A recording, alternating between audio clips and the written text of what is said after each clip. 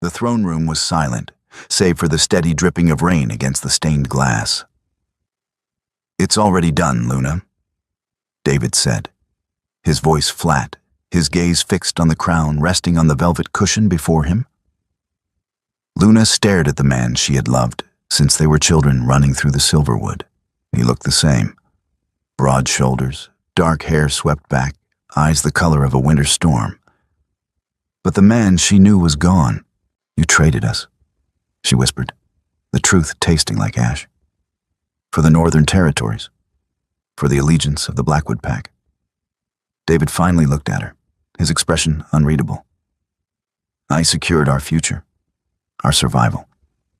"No," Luna said, turning away as the first tear fell. "You secured your crown and lost everything else." The scent of pine and ozone hung heavy in the air, a precursor to the approaching storm. Luna stood on the balcony of the Alpha's estate, her hands gripping the cold stone balustrade. Below, the pack gathered, a sea of restless energy. They were waiting for David, their newly ascended Alpha King. They were waiting for him to announce his Luna. For 3 years, since David's father had fallen in the border skirmishes, Luna had stood by David's side. She had managed the pack's internal affairs, brokered peace with the minor covens to the east, and healed the wounded when the skirmishes flared up again. She was the steady heart to his fierce ambition. Everyone assumed the announcement was a formality. A soft knock drew her attention. Alara, her closest friend and the pack's lead tracker, slipped into the room. Alara's usually bright face was drawn, her eyes avoiding Luna's. "He's ready," Alara said, her voice tight. "He's calling for you." Luna frowned. "You look like you've seen a ghost, El. What's wrong?" Alara hesitated, twisting a silver ring on her finger, a nervous habit. "Just the storm, I suppose. The energy's wild tonight." It was a weak lie, but Luna didn't press.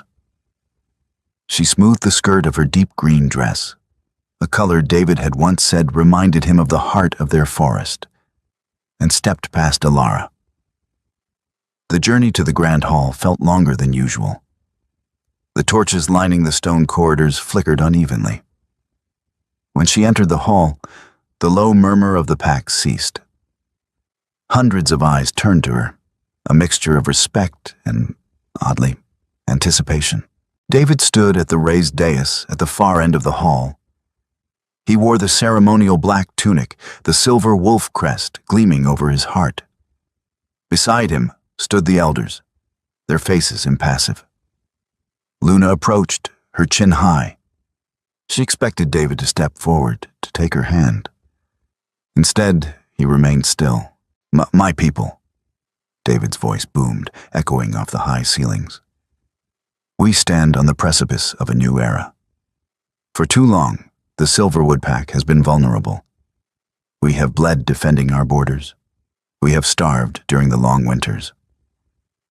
Luna stopped at the base of the dais. This was not the speech they had discussed. They had planned to speak of unity, of healing, to secure our future. David continued, his gaze sweeping over the crowd, intentionally avoiding Luna. "We must forge new alliances, strong alliances." A low murmur rippled through the pack. The doors at the back of the hall groaned open. The wind howled, carrying the scent of damp earth and something else, something harsh and metallic. A procession entered. They wore colors of charcoal and crimson. At their head walked a woman of striking, sharp beauty. Her dark hair was braided tight against her scalp, and her eyes were a piercing, unnatural yellow. Luna felt the blood drain from her face. She recognized the crest on their cloaks. The Blackwood Pack, their ancient rivals. The pack responsible for the skirmishes that had claimed David's father. David finally looked down at Luna. The winter storm in his eyes was replaced by cold ice. "To seal the treaty with the Blackwood Pack and to bring the Northern Territories under our protection," David announced, his voice devoid of emotion. I take Serafina of Blackwood as my mate, and your new Luna. The silence in the hall was absolute. It was a physical weight, pressing down on Luna's chest. She couldn't breathe. She stared at David, searching for a sign of coercion, a hint of a spell. But his posture was rigid, his expression resolute. He had chosen this. Serafina ascended the dais, moving with predatory grace. She took her place beside David, offering Luna a small, triumphant smile. "David," Luna whispered, the word barely escaping her throat. It was too quiet for the pack to hear, but David's slight flinch told her he caught it. "The decision is final," one of the elders intoned, his voice raspy. "The treaty is signed. The bond will be formed tonight at the apex of the storm." Luna didn't hear the rest. The world tilted. She turned on her heel and walked back down the aisle. The pack parted for her, their faces a blur of shock, pity, and a growing sense of unease. She didn't run. She wouldn't give them the satisfaction of seeing her break. But every step felt like walking on broken glass. The storm broke just as Luna reached the edge of the pack lands. The rain came down in sheets, washing away the scent of pine and replacing it with the raw smell of ozone.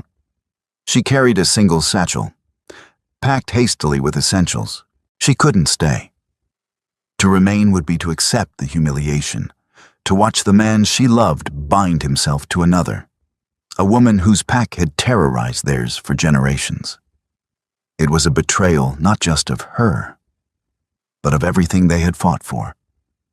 Alara caught up to her at the boundary line, soaked to the bone. "Luna, wait!" Alara gasped, grabbing her arm. "You can't just leave. The woods are dangerous, especially tonight. More dangerous than staying." Luna asked bitterly, pulling her arm away. "He sold us out, El. He sold me out." "There has to be a reason," Alara pleaded, rain plastering her hair to her face. "David wouldn't do this without a plan. He's always thinking 5 steps ahead." "Sometimes, a betrayal is just a betrayal," Luna said, her voice steady despite the trembling in her hands. "He chose power. I hope it keeps him warm." She stepped across the boundary line. The invisible tether connecting her to the Silverwood pack snapped. The pain was sudden and sharp, a physical blow to her chest. She gasped, stumbling slightly. "Luna!" Alara cried out, but she couldn't cross the line without authorization. "Tell them I died in the storm," Luna said, not looking back. "It will make things easier for his new queen." Luna walked into the dense forest, the darkness swallowing her whole. She didn't know where she was going, only that she had to get as far away from the Silverwood as possible. The rain masked her scent, a small mercy. For 3 days, she wandered. She avoided the known trails, sticking to the rugged terrain where trackers would struggle to follow. She survived on foraged berries and rainwater, her strength waning with each passing hour. The physical exhaustion was nothing compared to the hollow ache in her chest. On the 4th day, the fever set in. She collapsed at the base of a massive oak tree, the rough bark scraping against her cheek. The world spun in dizzying circles. She closed her eyes, welcoming the darkness. When she woke, she was no longer in the forest. She was lying on a soft bed in a small, sparsely furnished room. The smell of herbs and wood smoke filled the air. A fire crackled in the hearth, casting warm shadows on the stone walls. "You're awake." Luna turned her head. A man sat in a chair near the fire, whittling a piece of wood.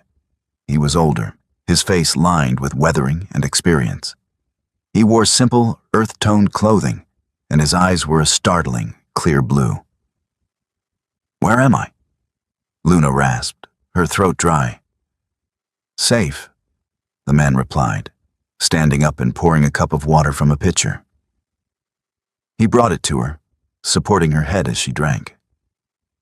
"I found you near the western ridge." You were half dead. Who are you? My name is Silas, he said, setting the cup down. I am a healer, of sorts. Luna studied him. He didn't smell like a wolf. He smelled of earth, rain, and ancient magic. You're a practitioner. Silas offered a small smile. I prefer observer. You, however, are far from home, little wolf. The mark of the silverwood is faint, but it's there. Luna tensed. Are you going to send me back? I don't involve myself in pack politics, Silas said, returning to his whittling. Besides, a wolf who severs her own bond is running from something worse than a rival pack. Rest. You have a long road ahead. Luna sank back into the pillows. She was safe for now. But the betrayal still burned, a cold fire in her veins. David had chosen his path. Now, she had to forge hers. And she swore, lying in that small cabin, that she would never be weak again. In the Silverwood estate, the air was thick with tension. The wedding ceremony had been a cold, calculated affair. Seraphina stood beside David, radiating a smug satisfaction that set the pack on edge. David sat in his study, staring at the map of the territories spread across his desk. The northern borders were secured. The Blackwood warriors had arrived, their presence a constant, imposing reminder of the new alliance. But the cost was higher than he had anticipated. The pack was restless. Murmurs of dissent echoed in the corridors. Luna had been beloved. Her abrupt departure had left a void that Seraphina showed no interest in filling. A knock sounded, sharp and demanding. Before David could answer, the door swung open. Seraphina strode in, her crimson dress a stark contrast to the dark wood of the study. Your people are difficult, she announced, draping herself over a chair opposite him. They look at me as if I'm a usurper. You are the Luna now, David said, his voice level. They will adapt. They will obey, Seraphina corrected, her yellow eyes flashing. My brother expects results, David. The trade routes need to be finalized by the end of the month. They will be, David assured her, though a knot tightened in his stomach. The trade routes meant giving the Blackwood pack access to the Silverwood's most valuable resources. Seraphina stood up, walking around the desk to stand behind him. She traced a finger along his jawline. You seem distracted, my king. Are you thinking of her? David stiffened. I am thinking of the pack. Good. She leaned in, her breath warm against his ear. Because she's gone. You made your choice. Don't let sentimentality ruin what we are building. She left the room, the scent of metallic magic lingering behind her. David closed his eyes, leaning back in his chair. He had told himself the sacrifice was necessary. The Silverwood was slowly bleeding out from the constant skirmishes. The alliance with Blackwood was the only way to stop the war. He had traded his heart for his people's survival. But the quiet voice in his head, the voice that sounded suspiciously like Luna, whispered, Did you save them? Or did you just hand them over to a different enemy? He pushed the thought away. He had to be strong. He was the Alpha King. Later that night, Alara requested an audience. Speak, David said, not looking up from his paperwork. It's about the northern patrols, Alara began, her tone formal and clipped. The Blackwood wolves are ignoring our protocols. They are hunting in restricted zones. I will speak to Seraphina, David said, rubbing his temples. Alara hesitated. Alpha, there is something else. The pack, they are losing faith. David finally looked at her. They need to understand the necessity of this alliance. They understand that you sold out the woman who held this pack together, Alara said, her voice dropping to a harsh whisper. and they are wondering what else you are willing to sell. David's eyes darkened. Watch your tone, Alara. I am your lead tracker, she said, holding his gaze. It is my job to warn you of threats. The biggest threat right now isn't the Blackwood Pack. It's the resentment festering in your own home. She bowed stiffly and left. David was alone again. He walked to the window, looking out over the dark forest. The rain had stopped, but the clouds still obscured the moon. He had secured the crown, but the throne had never felt so precarious. He had traded Luna for power, and now the true cost of that power was beginning to reveal itself. Months turned into a year. Under Silas's tutelage, Luna transformed. She was no longer the soft, diplomatic Luna of the Silverwood. She learned the old ways, the magic that predated the packs, the magic woven into the earth itself.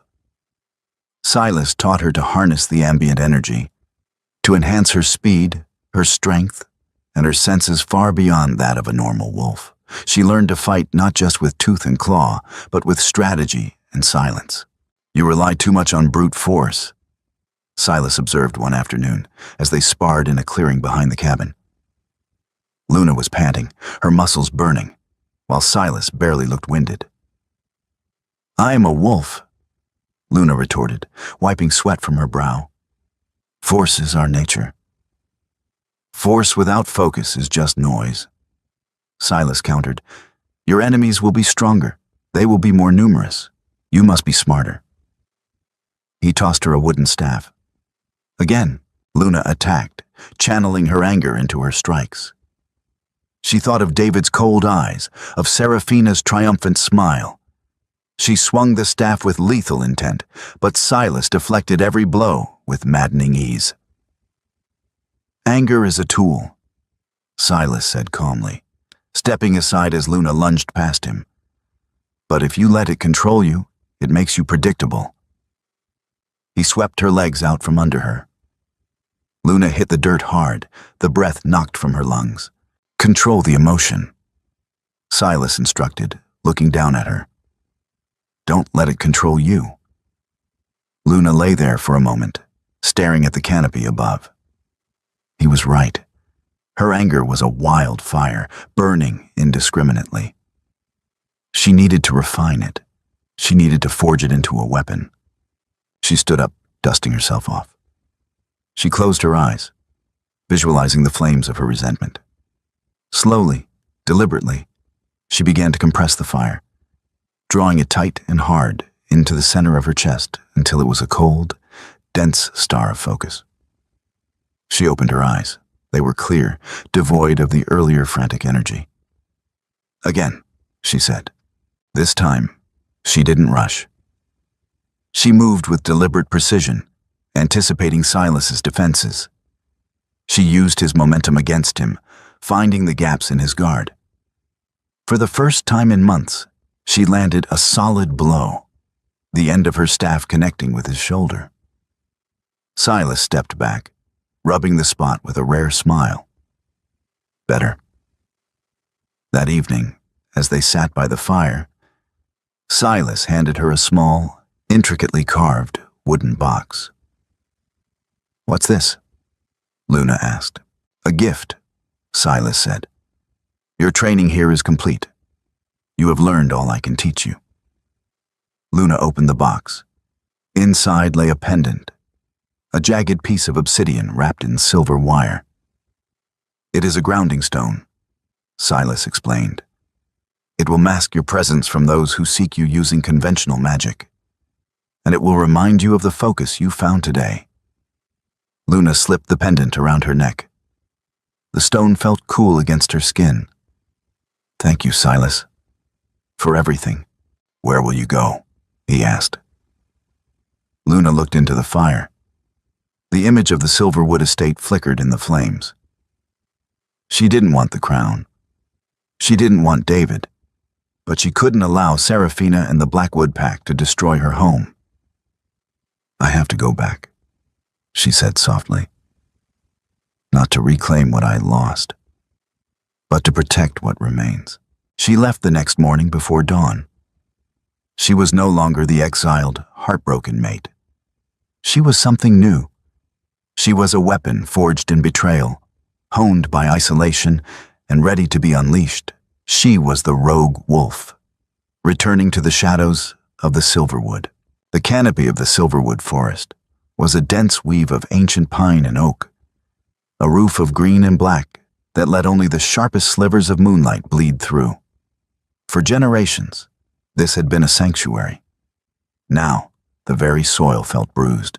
Luna moved through the upper branches with a fluid, silent grace that would have been impossible a year ago. The obsidian pendant rested heavy against her collarbone, a constant, cooling pressure that absorbed her scent and muffled the ambient hum of her life force. To the heavily armed Blackwood patrols tramping loudly through the underbrush below, she was nothing more than a passing shadow. She stopped on a thick bough overlooking the southern river crossing.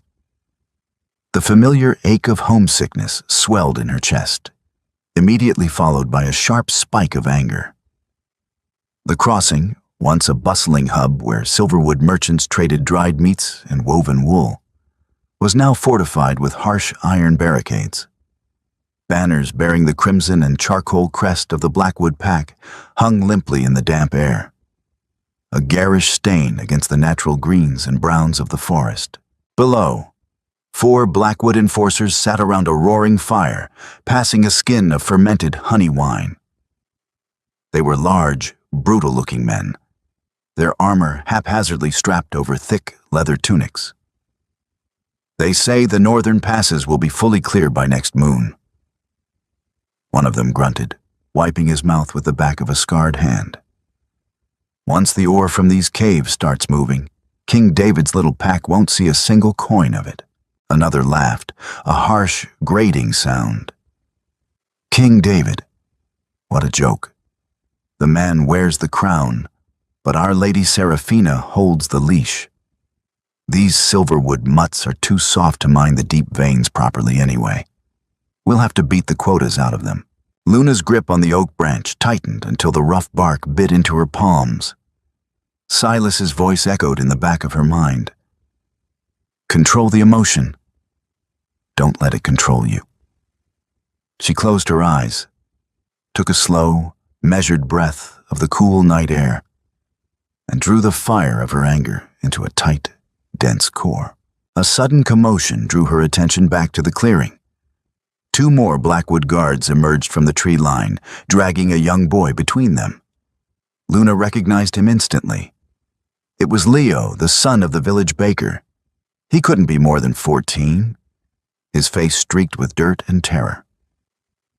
"Look what we caught sneaking around the supply carts," the lead guard sneered, tossing Leo roughly onto the dirt near the fire. "Thought you could steal from the Alpha King's stores, little thief? It was just flour," Leo stammered, scrambling backward, his eyes wide with panic. "My mother is sick. The rations they give us aren't enough. We're starving." The guard who had been drinking stepped forward, drawing a heavy, iron-tipped riding crop from his belt. "The rations are what Lady Seraphina decrees.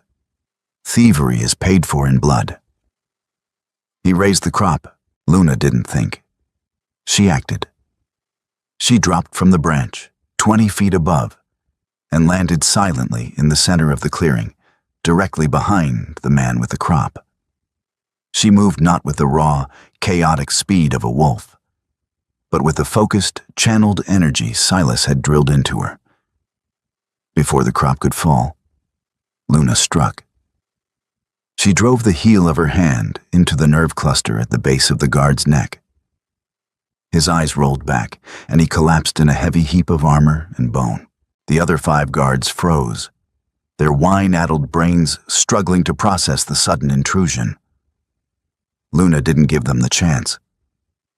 She swept her leg out, catching the 2 guards who had brought Leo in, sending them crashing into the barricades. She spun, drawing a short, beautifully balanced wooden staff from her back. It was a dance of brutal efficiency. She didn't use her claws. She didn't want to leave the obvious marks of a rogue wolf.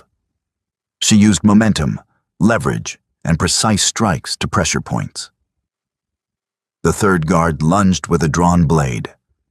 Luna sidestepped, caught his wrist, twisted it sharply until the blade dropped, and drove the blunt end of her staff into his solar plexus. He fell, gasping for air that wouldn't come. In less than a minute, the clearing was silent again, save for the crackling fire and the heavy breathing of the young boy on the ground. 6 Blackwood enforcers lay unconscious in the dirt. Leo stared at the hooded figure before him, trembling. Luna slowly lowered her hood, letting the firelight catch her face. Leo's breath hitched. "Luna, but they said you perished in the storm. They said you were gone. A part of me was," Luna said softly, offering her hand to help him up. Her voice was steady, holding a quiet authority that hadn't been there before. "But the forest remembers its own, Leo. Take the flower. Go back to your mother. They'll come looking for whoever did this," the boy whispered, looking at the fallen men. "They'll punish the village. Let them look," Luna replied, stepping back into the edge of the shadows. She reached into her satchel, pulled out a small, crescent-shaped piece of silver, and drove it into the wooden post of the barricade. "Tell no one you saw me. But if anyone asks what happened here, tell them the shadows of Silverwood have teeth." She turned and vanished into the darkness, leaving the boy standing alone in the firelight. The morning dew clung heavily to the ferns as Alara knelt in the dirt of the southern crossing. Her sharp eyes, trained to track the lightest footprint over solid rock, scanned the chaos of the clearing. The Blackwood guards had been found at dawn, bound tightly with their own belts, bruised but alive. The air was thick with the scent of fear and cheap wine. But underneath it all, Alara caught a strange absence. There was no distinct scent of an attacker, no wolf musk, no human sweat. It was as if the wind itself had swept through and beaten 6 heavily armed men into submission. "What do you make of it, Tracker?" Alara stood up slowly, facing the Blackwood lieutenant who had been assigned to oversee the investigation. He was a vain, cruel man who looked entirely out of his depth. "They were taken by surprise," Alara said, her voice deliberately flat. She pointed to the drag marks near the fire. The attacker was fast, incredibly disciplined. There are no claw marks, no bite wounds. This wasn't a feral rogue. "A human mercenary?" the lieutenant scoffed. "No human could drop 6 of my best men without raising an alarm." Alara's gaze drifted to the wooden post of the barricade. Half hidden in the shadows of the morning light, a small silver crescent was embedded deep in the wood. Her heart executed a painful, violent stutter against her ribs. She recognized that silver. It was a piece of the ceremonial chalice used during Silverwood naming ceremonies. "Perhaps," Alara lied smoothly, shifting her body to block the lieutenant's view of the post. "I will need to track the perimeter. See if they left a trail heading towards the eastern ridges." She spent the next hour walking in the wrong direction, leading the Blackwood patrols on a wild goose chase through thick brambles.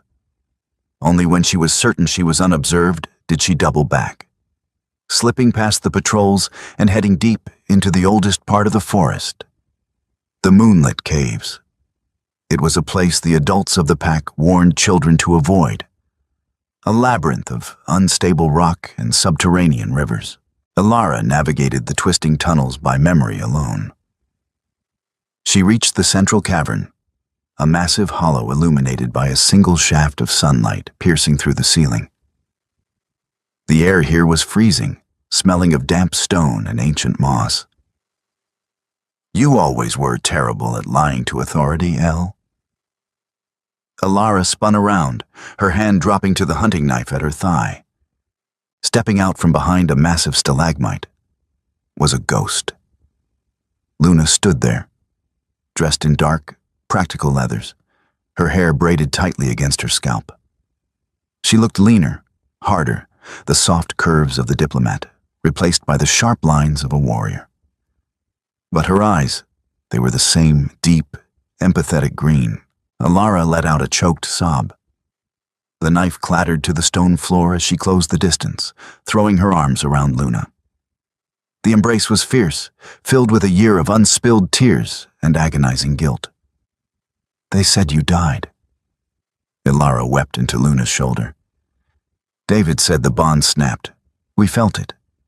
I thought you were gone. I had to break the tether, El." Luna said gently, returning the embrace tightly. "If I had stayed bound to him, he would have always known where I was. Serafina would have hunted me down to ensure her claim was undisputed. I had to let the Luna of Silverwood die." Alara pulled back, wiping her eyes furiously. She looked at the woman before her, sensing the sheer, contained power radiating from her. "What happened to you? Where have you been?" "Learning," Luna said simply. "Preparing. But I need to know what is happening here. The patrols, the barricades. It's worse than I imagined." The joy of the reunion faded from Alara's face, replaced by a weary bitterness. "It's a slow death, Luna. Serafina is draining us dry. The Blackwood Pack treats our territory like a conquered province. They take double the harvest, they monopolize the game trails, and they've forced half our able-bodied wolves into the northern mines to dig iron for her brother's armies." "And David?" Luna asked. The name tasted like old copper on her tongue. Ilara scoffed, a hollow sound. "He sits in the high tower. He signs the edicts she puts in front of him. He tells the council that this is the price of peace, that without the treaty, the Blackwoods would slaughter us all. He's a king in name only. He's paralyzed by his own choices." Luna turned away, walking towards the shaft of sunlight. The pain of the betrayal was still there, a scar that pulled tight, but it no longer consumed her. She saw the situation with a cold, terrifying clarity. David had traded his soul to save the body of the pack, not realizing that without the soul, the body would rot anyway. "We can't fight them in open warfare," Luna said, turning back to Alara. "David's treaty is bound by ancient pack law. If Silverwood attacks Blackwood, it gives Serafina the legal right to execute the council and take total, unquestioned control. We would be slaughtered legally." "Then what do we do?" Alara asked, her eyes searching Luna's face for hope. "Just watch our people starve?" "No," Luna said, a dangerous spark igniting in her eyes. "We don't fight them as the Silverwood Pack. We fight them as shadows. We cut their supply lines. We sabotage the mining caravans. We make holding this territory so agonizingly costly for Serafina's brother that he forces her to pull back." Alara stared at her, the audacity of the plan sinking in. "You're talking about a rebellion. I'm talking about survival," Luna corrected. "I need you to find the ones who are still loyal, the ones who are tired of bowing. But they must remain hidden. For now, the Blackwoods are looking for a ghost. Let's give them one." The Alpha's study, once a place of quiet reflection and strategic planning, felt more like a cage. David stood by the massive arched window, looking out over the sprawling estate. The rain had started again, a cold, relentless drizzle that mirrored the heavy atmosphere suffocating his pack. Behind him, a heavy crystal goblet shattered against the stone hearth. "Incompetence!" Serafina shrieked, pacing the length of the Persian rug like a caged predator. Her yellow eyes were ablaze with fury, her dark hair slipping loose from its usually immaculate braids. 6 trained enforcers, David. Bested by a shadow, a ghost? This is a mockery. David didn't turn around. He kept his hands clasped behind his back, his posture rigidly composed. They were drunk on duty, Serafina, and they were harassing a child of my pack. If this ghost hadn't dealt with them, I would have had them flogged myself. Your pack? Serafina stopped, letting out a sharp, mocking laugh. Your pack is nothing but a labor force keeping my brother's borders secure. If you cannot control your territory, my brother will send a legion down here to burn the forest to the ash it deserves to be, and root out these rebels himself. David finally turned. The winter storm in his eyes, dormant for so long, flared with sudden, dangerous violence. He crossed the room in 3 long strides, stopping mere inches from Serafina. He towered over her, his chest rumbling with a low, instinctual growl. "Do not threaten my people in my home, Serafina," David said, his voice dropping to a deadly whisper. "The treaty dictates protection, not subjugation. If your brother marches an army across my borders, I will consider it an act of war, and the treaty will be void. Are you prepared to explain to him why he lost his southern supply lines because his sister couldn't control her temper?" For a moment, genuine shock flashed across Serafina's face. She wasn't used to him pushing back.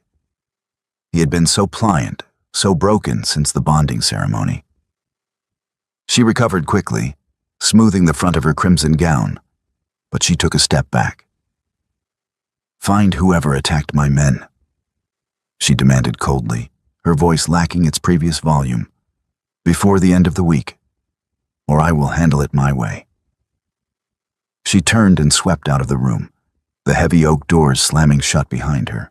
David let out a long, ragged breath, resting his hands on his desk. His head pounded. Every day was a delicate balancing act on a razor's edge. He hated what he had become, hated the compromises he made daily. But the alternative, total annihilation by the Blackwood armies, was a nightmare he couldn't inflict upon his people. He needed to see the site of the attack himself. An hour later, under the cover of the worsening rain, David rode out to the southern crossing alone. The Blackwood guards stationed there snapped to nervous attention as the Alpha King dismounted. David ignored them, his senses flaring as he stepped into the clearing where the scuffle had taken place. The rain had washed away most of the physical evidence, turning the dirt to mud. He knelt near the ashes of the fire pit. He closed his eyes and inhaled deeply, filtering through the overwhelming scent of wet earth, iron, and the lingering sourness of the guard's sweat. He was looking for a trace, a scent of a rogue, a mercenary, a rival pack. There was nothing. Just a strange, faint smell of ozone and crushed pine needles. It was too clean. It felt deliberate, like magic had been used to scour the air. David stood up and began to walk the perimeter, his eyes scanning the tree line. If someone attacked from the shadows, they had to have left a physical trace. He walked towards the wooden barricades, tracing the rough logs with his fingertips. He stopped, snagged on a splinter of wood, nearly invisible against the dark bark, was a tiny piece of coarse hemp twine. It wasn't the material that caught his attention, but the way it was tied. It was a complex, interlocking knot, forming a perfect figure 8 with a hidden slip loop. David's breath caught in his throat. The world around him seemed to slow down, the sound of the rain fading into a dull roar. It was a hunter's weave. It was incredibly difficult to tie quickly, used primarily for setting silent snares in the deep winter snow. "You're doing it wrong, David," a young, laughing voice echoed in his memory. They were sitting under the weeping willow by the lake, teenagers hiding from their duties. Luna's hands were deftly looping the twine. "You have to tuck the tail under the main line, or the snare slips when the prey pulls. Here, watch my hands." David reached out with a trembling hand and unhooked the twine from the splinter. He stared at it, his heart hammering against his ribs like a trapped bird. Only 2 people in the Silverwood pack knew how to tie this specific knot. The former alpha, who was dead, and Luna's father, who was dead. And Luna's father had only taught it to his daughter. "Luna," David whispered into the rain.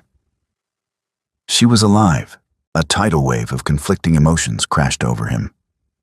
Relief, so profound it made his knees weak, washed away the lingering guilt of her supposed death. She had survived the storm. She was out there. But following the relief came a cold, creeping dread. She wasn't just alive. She was the shadow. She was attacking the Blackwoods. She was systematically dismantling the fragile peace he had sacrificed everything to build. If Serafina found out, she wouldn't just execute her. She would torture her to death in front of the entire pack to make an example of the alpha's former mate. David closed his fist around the piece of twine, hiding the evidence. He looked out into the dark, impenetrable forest. The woman he loved had returned from the dead. But she had not come back for him. She had come back for war. And for the first time since he took the crown, David had absolutely no idea what to do. The weeping willow by the lake stood as a silent sentinel in the dark, its long, trailing branches brushing the surface of the black water. The rain had finally ceased, leaving behind a thick, creeping mist that clung to the roots of the ancient trees. David stood beneath the canopy, the damp chill seeping through his heavy wool cloak. In his hand, he held the coarse hemp twine tied in the hunter's weave. He had left a matching knot on the splintered barricade at the southern crossing, a peace tie, a silent plea for an audience. He had waited here for 3 hours, the cold settling deep into his bones, listening to the nocturnal symphony of the forest. He was beginning to think she wouldn't come. Why should she? Then, the ambient sounds of the woods subtly shifted. The crickets didn't stop chirping, but their rhythm altered. The air grew infinitesimally cooler. "You always were impatient, David." The voice was a ghost, a whisper weaving through the willow branches. David spun around, his heart slamming against his ribs. She stepped out of the mist, materializing as if the shadows themselves had woven her into existence. Luna wore dark leathers, blending seamlessly with the night, the silver wire of an obsidian pendant catching the faint moonlight. She looked fundamentally different. The gentle, diplomatic warmth that had once defined her was gone, replaced by the lethal, composed stillness of a drawn bowstring. "Luna," David breathed, taking a step forward. His voice cracked under the weight of a year's worth of grief and suffocating guilt. He wanted to close the distance, to pull her into his arms and prove to himself that she was real. But her posture stopped him cold. She did not move. She merely watched him, her green eyes unreadable. The peace tie was a gamble. "You risk much coming here alone, Alpha." The formal title felt like a blade slipping between his ribs. "I had to know it was you," he said, his voice dropping to a harsh whisper. "The guards at the crossing, the disrupted supply lines, it's been you." "The forest protects its own," Luna replied evenly. "Since its king no longer will." David flinched, the words striking true. "You don't understand what I faced that night, Luna. You didn't see the casualty reports. Blackwood had 5 times our numbers massed at the northern ridge. If I hadn't agreed to the treaty, if I hadn't taken Serafina, they would have slaughtered the children in their beds. I sacrificed my soul to save their lives. You saved their bodies, David," Luna countered, her tone devoid of anger, which somehow made it worse. It was a cold, clinical assessment. "You saved their bodies and traded away their spirits. A pack that lives on its knees is already dead. Look at them. They are starving, terrified, mining iron to forge the very swords that will be used to keep them subjugated. I am trying to buy time, David argued, his composure slipping as desperation bled into his voice. If I can stabilize the trade, I can negotiate better terms. I can ease the quotas. Luna let out a soft, humorless laugh. It sounded like breaking glass. You cannot negotiate with a parasite, David. Serafina will take until there is nothing left. But you don't need to worry about the iron quotas anymore. David frowned, confusion warring with the turmoil in his chest. What do you mean? Did you really think I was just playing at being a nuisance in the woods? Luna took a slow step forward, the mist swirling around her boots. Beating up a few drunken guards is satisfying, but it doesn't win a war. For the past 2 months, Ilara and I haven't just been stopping the iron carts. We've been stealing them. David's blood ran cold. The missing shipments. Serafina said they were delayed by mudslides in the passes. There are no mudslides, Luna said, her eyes flashing with a dangerous, calculating light. The iron has been rerouted to the eastern covens, the very covens you ignored when you took the crown. We've been trading Blackwood iron for coven magic and mercenary contracts. By the next full moon, Serafina's brother won't be receiving weapons. He'll be receiving an army at his eastern flank. David stared at the woman before him, utterly stunned. He had spent a year playing a defensive game of politics, trying to minimize damage. Luna had spent a year orchestrating a massive, multi-territory coup right under his nose. If Serafina finds out about this, David began, genuine terror for Luna seizing his throat. She already has. The new voice cut through the mist like a whip crack. David whipped his head around.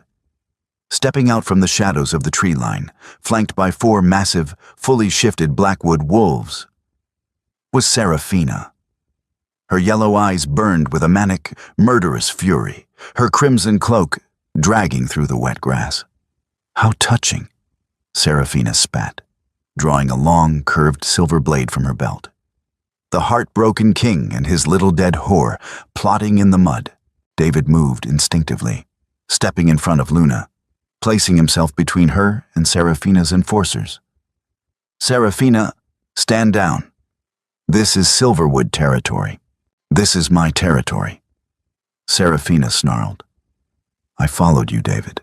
I knew you were too weak to handle the rebellion yourself. I just didn't expect the ghost to be your pathetic ex-mate. She leveled the silver blade at David's chest. Kill her, David. Kill her right now, prove your loyalty to the treaty, and I will let your precious village survive the night. The air grew dead silent. The ultimate choice hung between them, heavy and absolute. David looked at the silver blade, then over his shoulder at Luna. She wasn't hiding behind him. She had drawn her wooden staff, her stance perfect, her face completely fearless. She was ready to die for her freedom. David turned back to Serafina. He reached up, his fingers gripping the heavy silver clasp of his alpha cloak. The cloak that bore both the Silverwood and Blackwood crests. You're right, David said softly, the winter storm finally returning to his eyes, dark and violent. I was weak, but the price of this crown was too high.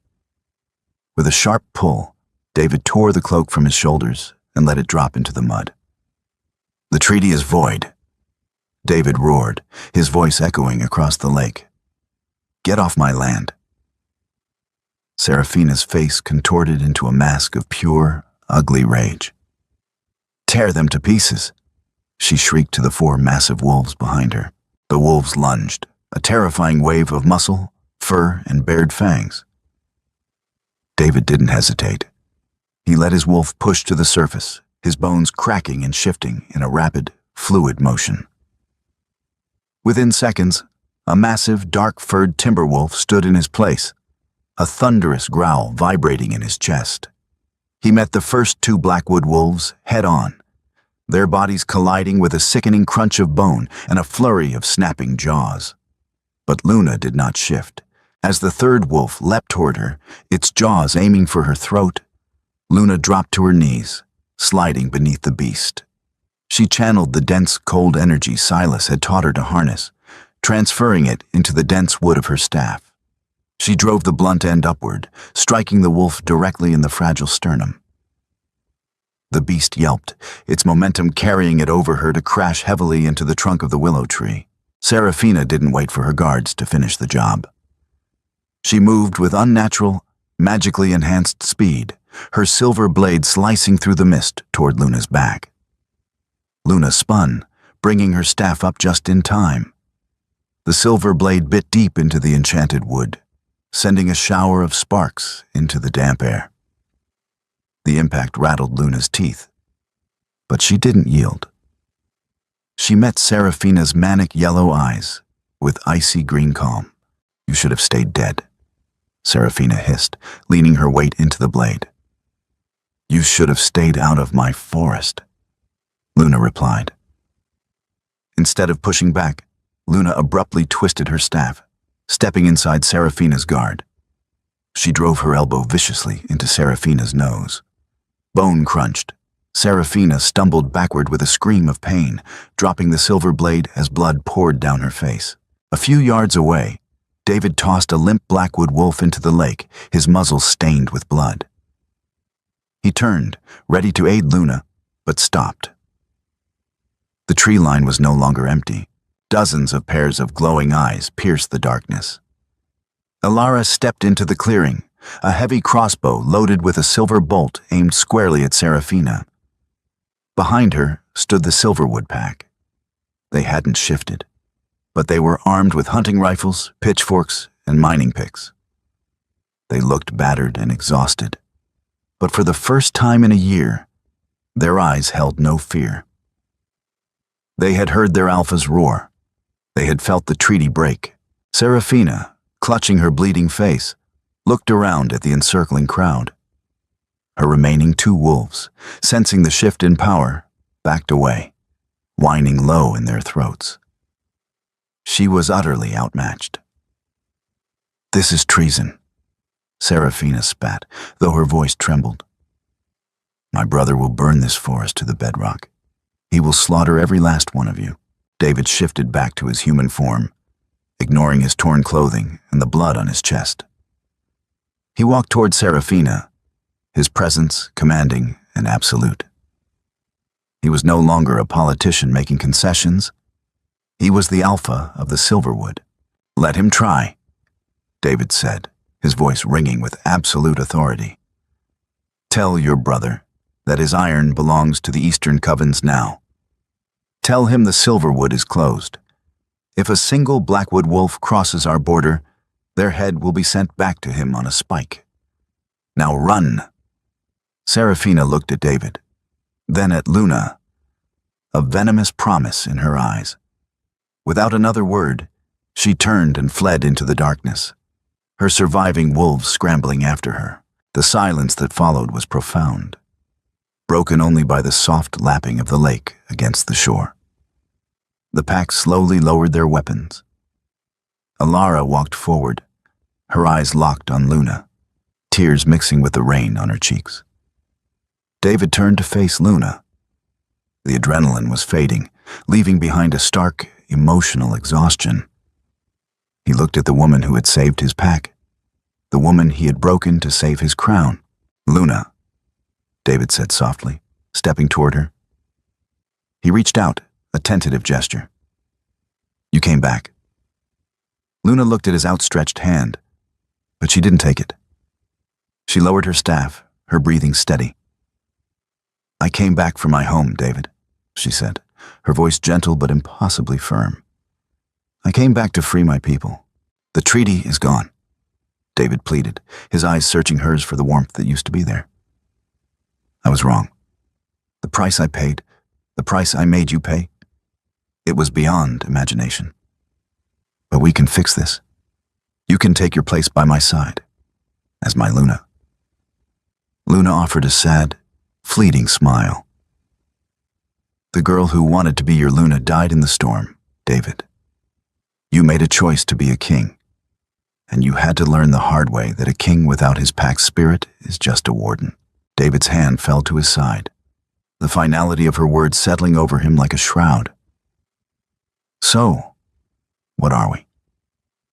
We are a pack at war, Luna said, turning to face the gathered crowd, who looked at her with awe and reverence.